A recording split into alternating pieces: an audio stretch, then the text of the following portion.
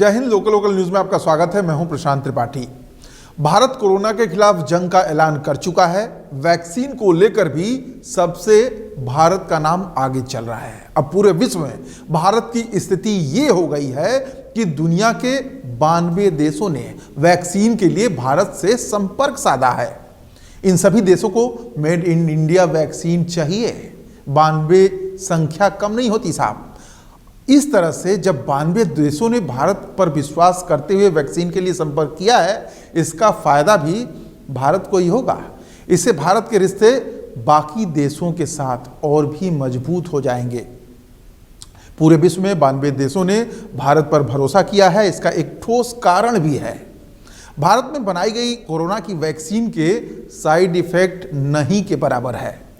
Dominican Republic के प्रधानमंत्री ने पीएम नरेंद्र मोदी को पत्र लिखकर अनुरोध किया है कि मैं पूरी विनम्रता के साथ आपसे वैक्सीन भेजने का अनुरोध करता हूं, ताकि हम अपने लोगों को महामारी से सुरक्षित कर सकें। भारत ने सहायता अनुदान एवं पड़ोस प्रथम नीति के तहत कोविड-19 के टीके की 20 लाख खुराक बांग्लादेश और 10 लाख खुराक नेपाल को अब तक भेजा है। वहीं ब्राजील और मोरक्को को टीका भेजे जाने के साथ टीके की वाणिज्यिक आपूर्ति की शुरुआत की जा सकती है। यानी फायदे की बात बताया जा रहा है कि ब्राजील और मोरक्को को टीके की 20-20 लाख खुराक वाणिज्यिक आपूर्ति के तहत भेजी जाएगी। इसके अलावा 15 लाख खुराक की खेप म्यांमार पहुंचा दी गई है ऑलरेडी। सेशल्स को भी 50,000 खुराक और मॉरिशस को 1 लाख खुराक भेजी जाएगी, जो अब तक बातचीत हुई है। नेपाल के प्रधानमंत्री पी शर्मा ओली ने कोविड-19 टीके की 10 लाख खुराक भेजने के लिए भारत सरकार को धन्यवाद दिया है। यानी हमने उनको भेजा है, जिसके बाद से उन्होंने थैंक यू हमें बोला है। और ओली ने ट्वीट किया कि नेपाल को कोविड टीके की 10 लाख खुराक भेजने के लिए मैं प्रधानमंत्री नरेंद्र मोदी जी और सरकार भारत के लोगों को धन्यवाद देता हूं। यह सहायता ऐसे समय दी गई है जब भारत को अपने लोगों को भी टीका लगाना है।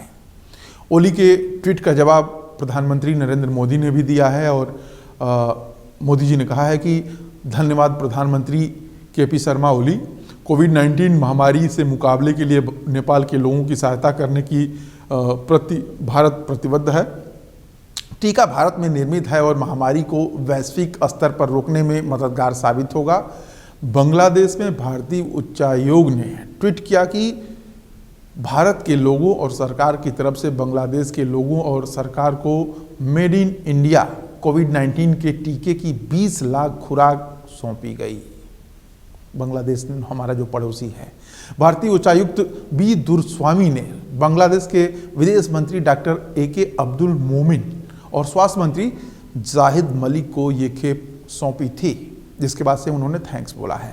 सूत्रों की माने तो अगले फेज में 50 साल से ऊपर के लोगों को कोरोना वैक्सीन लगाना शुरू हो जाएगा। बताया जा रहा है कि इसी फेज में प्रधानमंत्री नरेंद्र मोदी और सभी राज्यों के मुख्यमंत्री कोरोना वैक्सीन लेकर जनता का विश्वास टीके पर बना सकते हैं। ये बड़ी बात है।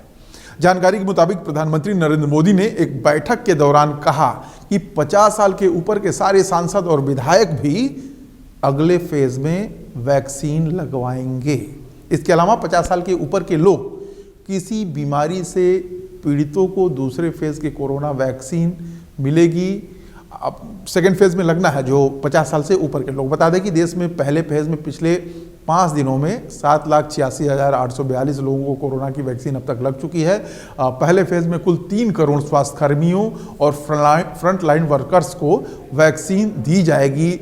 ये बात कही गई थी, जिसको अभी इम्प्लीमेंट में लाया जा रहा है। और तो जाहिर से तौर पे जिस तरह से 92 देशों ने भारत पे भरोसा जताया है, वो बताने के लिए काफ़ी है कि भारत विकासशील देश भले ही है, लेकिन इसने अपना रुतबा बढ़ा लिया है। और अब हम गर्व से कह सकते हैं कि ये सब कुछ 56 इंच के सीने की वजह से हुआ है।